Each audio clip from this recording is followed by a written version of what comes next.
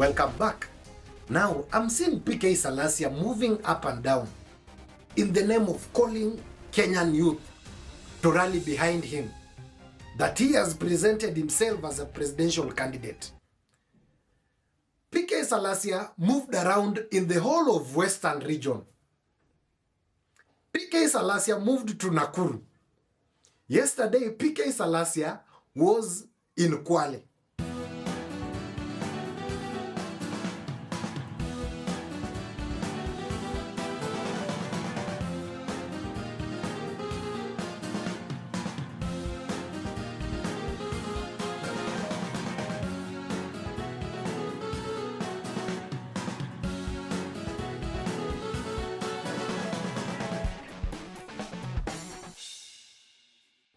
Now, PK Salaya should come out clear and tell us who is funding his nationwide tour.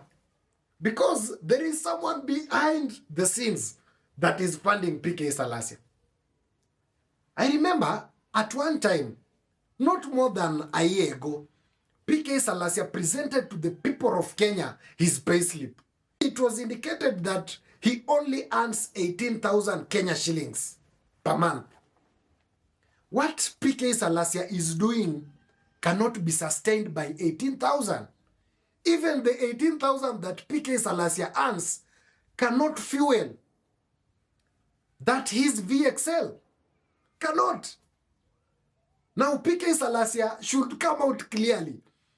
Either PK Salaya is consuming CDF money. I put that out of the equation because he's doing development. Number two, PK Salaya is being funded by someone to move up and down in the whole of Kenya. Those two things are coming in play.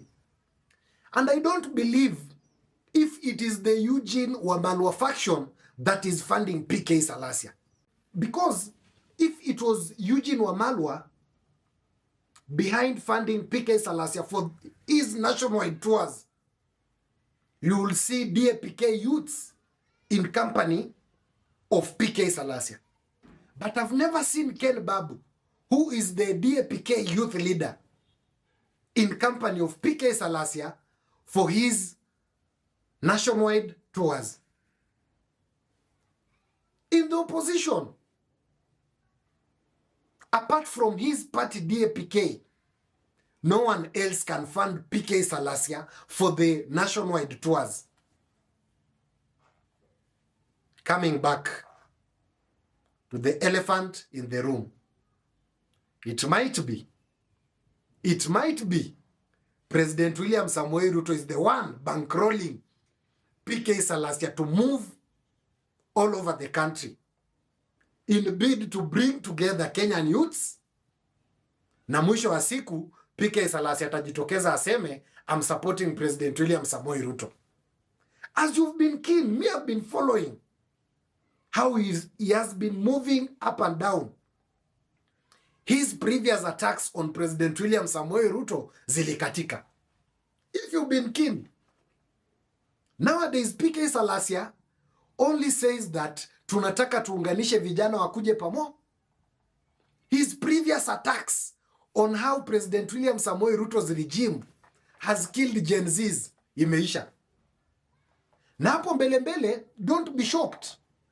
PK Salaya to unite with people like Morara Kebaso, now saying that they are bringing Kenyan youths together. Usishangae.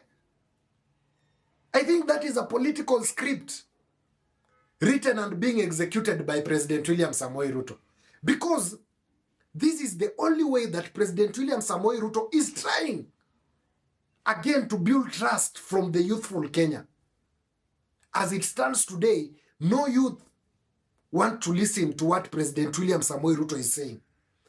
And going into the 2027, the biggest stress that President William Samoei Ruto has is how he's going to mobilize and get the youthful Kenya bloc onto his basket.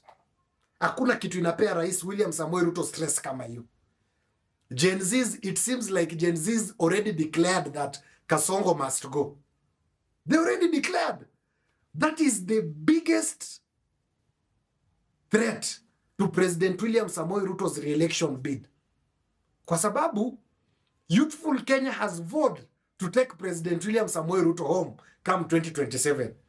The only thing that President William Samoei Ruto can play onto to destabilize the youthful bloc is now starting to bring people like PK Salaya to contest for presidency, so that the appeal on the youthful vote iende kwa mtu kama PK Salaya to destabilize the presidential vote. Hiyo ni mchezo ya tauni. So PK Salaya should come out clearly and tell us who is funding his nationwide tours. Kwa sababu PK Salaya is not in a position to do that. He is not well financially built to run that political scheme. Huwezi niambia with the 18,000 PK Salaya is moving all over the country. With the 18,000 PK Salaya is building a mansion at his home. With the 18,000 salary, PK Salaya is buying a Kenya shillings 1.6 million public address system to fit onto his car to be moving around the country. No. PK Salaya should come out clearly and tell us who is bankrolling him.